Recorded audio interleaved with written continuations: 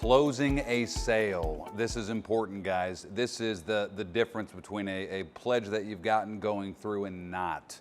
So one of the very first things I do every morning is I just wake up and I spend a few minutes thinking about what I'm grateful for from the day before. When I do that, I take 5 minutes and go over, something positive that happened. It sets the tone for my whole day. It gets me thinking about the positives, not the negatives. So the number one thing we've got to do as soon as somebody agrees to help, immediately is say, thank you. $25 is amazing. You will literally not be able to tell the difference between somebody giving me $500 and somebody giving me $15. Remember, that $15 could be like $500 to somebody else, all right? So the number one thing right out of the gate is give a big and proper thank you. It needs to be sincere. It needs to be genuine. You don't want to be fake, corny, or over the top, but it needs to be heartfelt. I'll give you a great example of how a proper thank you can make all the difference. Have you ever seen a guy on the corner asking for some spare change? You give him a couple of bucks and he's like, hey, thanks, pal, you got a smoke? And immediately you feel gross. Well, you ever hand a guy a couple bucks and he's just so thankful, oh my God, thank you so much, I'm starving. Now I can go get me a bite to eat, man, I appreciate you. That's the difference I'm talking about.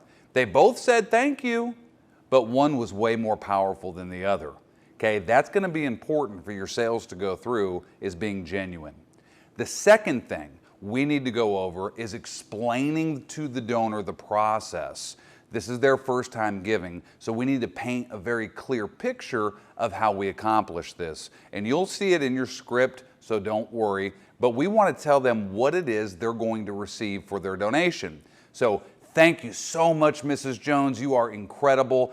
And I mean that, thank you, thank you, thank you. So we're gonna send you a pledge kit, tells you all about what we're doing. It includes your tax deductible receipt, information on the program. You'll have everything you need. So we've painted a very clear picture to Ms. Jones of what she's about to get. Next, we need to confirm the information, okay?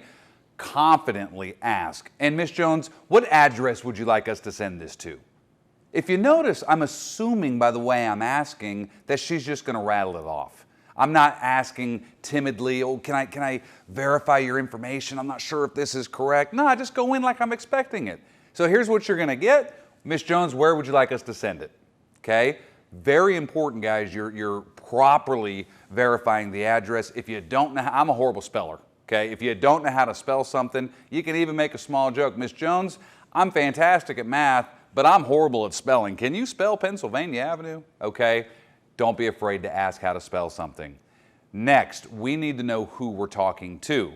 So you've just got their address, then we say simply, and what is the proper spelling of your first and last name?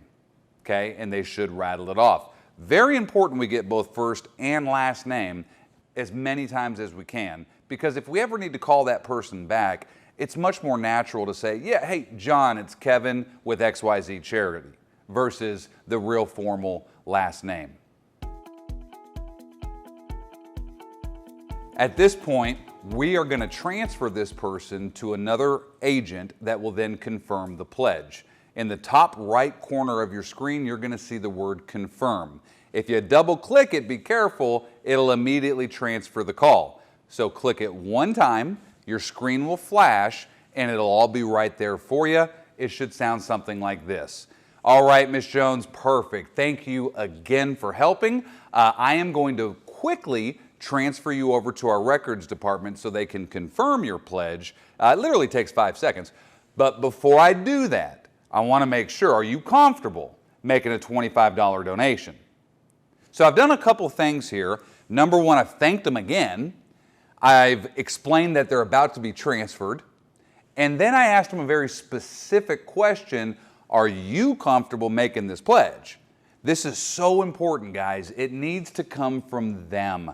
We need to get a yes and a solid commitment.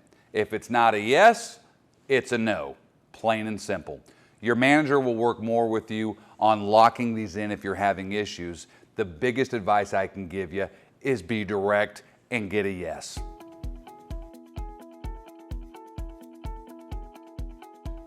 All right, so let's review. When we are locking in, closing a sale, there's some very important steps. Number one, big thank you. Be sincere. Don't be fake, don't be corny, but you better make sure they feel appreciated. That's number one. Number two, explain what they're gonna get in the mail. All this is on your script. Walk them through the process.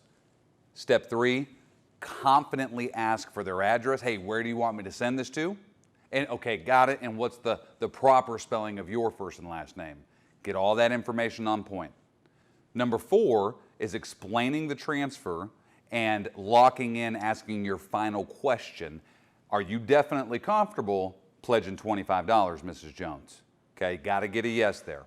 Finally, number five, end the call, again, thanking them with a please hold, not a thank you, have a nice day. All right, that wraps up this video, guys. The next one we're gonna watch is all about the art of rebuttaling. This is my favorite video, my favorite go-to. This is what I do best. Hope you enjoy.